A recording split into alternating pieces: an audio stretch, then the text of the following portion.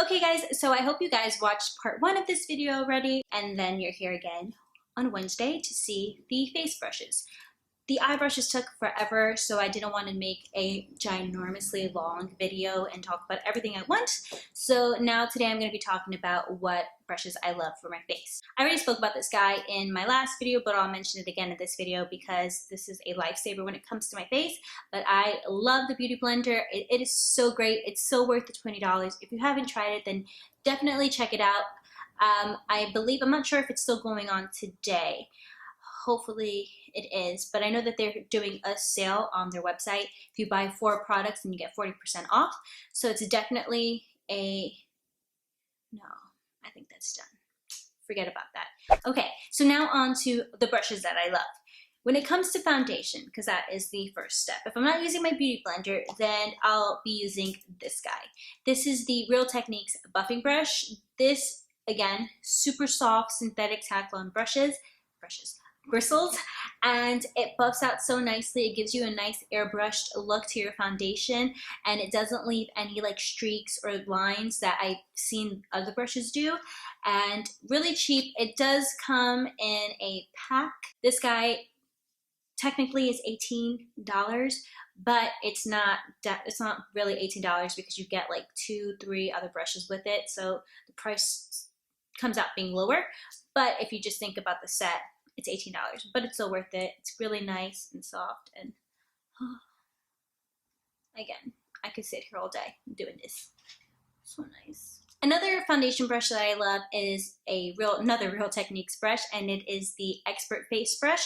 This one differs from the buffing brush because this one is nice and fluffy and big, and this one is tapered and stiffer. The bristles are shorter and they're really packed in there. So because of that, it gives you more coverage with your foundation, and it's also good if you want to use it for cream like contour because it's the perfect size to really get into those hollow cheekbones right there and all like the places that you would want to contour. So not only is it good for foundation, but it's also good for like cream products, blush, bronzer, contour, all of that.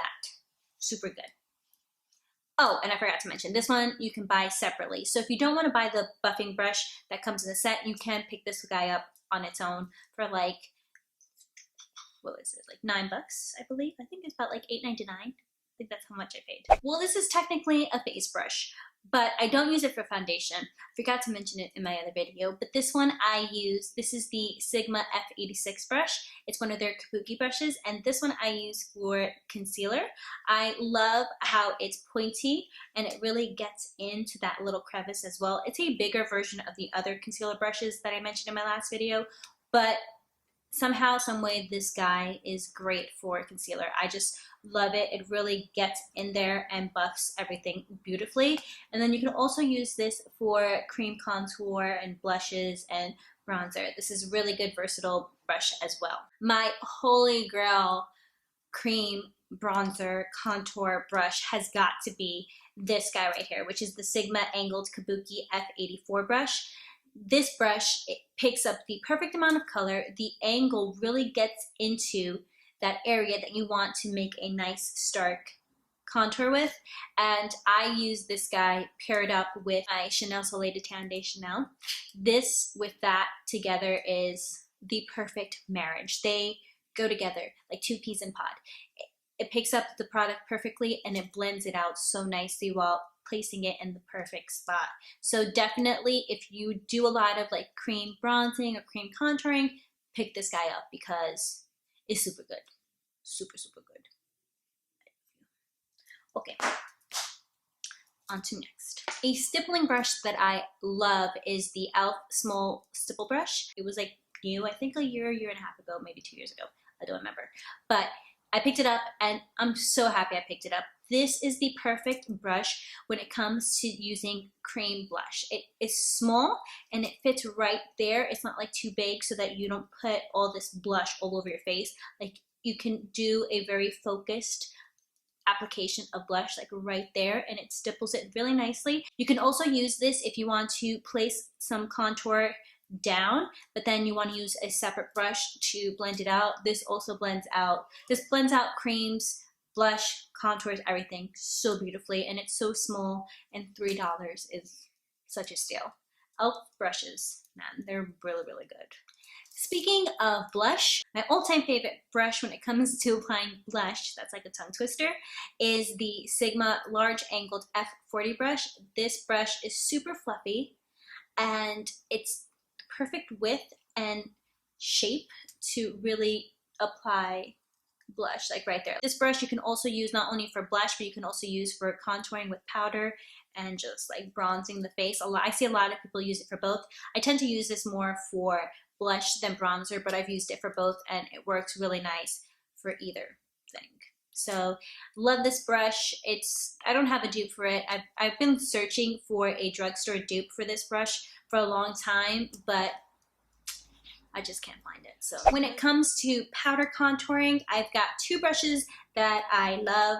One, which is a nice affordable drugstore brush, and it's the Real Techniques contour brush, which comes with the buffing brush in a nice face kit from Real Techniques, and it's the perfect size to hollow out your cheekbones. You can also use this brush for concealer, which I've seen a lot of people use, but I have used it for concealer. I've used it to contour. I've used it to apply blush on the apples of my cheeks. So versatile brush, great with creams and powders and foundations and everything. So really good brush. I love it, and it comes in that set. So if you want one of the brushes, you get both of them. And then the most expensive brush that I am talking about in this video, it is my Hakuhodo little contour looking brush. These brushes don't have the number or name of the brush on the handle, but I'll link it down below which one it is. I know I've put it in a previous video if I've used it, or if I've mentioned it in a favorites or something. But I love this brush. I picked it up at IMATS and I've been using it ever since. I use it for highlight, but especially to contour my cheekbones, and it's super soft, the softest brush that I own. And oh my gosh, it was expensive. It was really expensive, but it was so worth it, and I just love it because it's so soft. I don't know what else to say about it. It's just really good. Hakuhodo, really nicely made brushes, and it's just so nice. I have a problem. I like to like touch my face with my brushes like all the time, because especially if they're super soft like this one. When it comes to highlighting, there's a few brushes that I like to use. I originally used to only use my Sigma Tapered Highlighter F35 brush, and this brush is super nice and soft and small and tapered, so it gets onto that area really nicely because it has that point, so you can really do a nice application and subtle. It's not going to be like all over your cheek. It really gets onto the high points of the cheek. But I had noticed, and I don't know if it's just me, but when I purchased this, I thought that it would fluff up with some time, but I've had this for over almost 2 years now. Or yeah, I've had this for 2 years now, and it hasn't fluffed up. So that's one of the things that I didn't like about this brush. I do love it though. It applies highlighter perfectly, and then I also use it to set my under eye concealer. Really good brush for all of that. But I found a dupe, and a dupe that I actually think that I like better, and that is the e.l.f. Small Tapered Brush. It's the same shape, and it's what I thought that the Sigma F35 brush would be. It's a lot fluffier. It has that point. It is tapered, so it is nice to apply some highlighter in. It's really nice to set concealer, and it's just fluffier, and I don't know why, but I really wanted this guy to get fluffy, and it just didn't. They both work really nice, the same.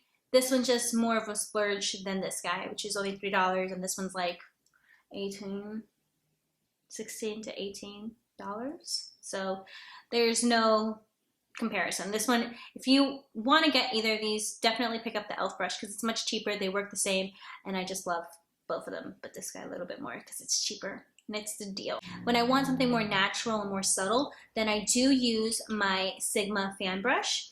This brush is really skinny and soft, and it applies just the most subtle application of highlighter. It just gets right there on the cheek. You just tap a little bit of the product right there at the at the tippy top, and then you just apply it really softly, and it's a really nice subtle application of highlighter. And then the last two brushes that I want to talk about are for powder, and they are complete opposites.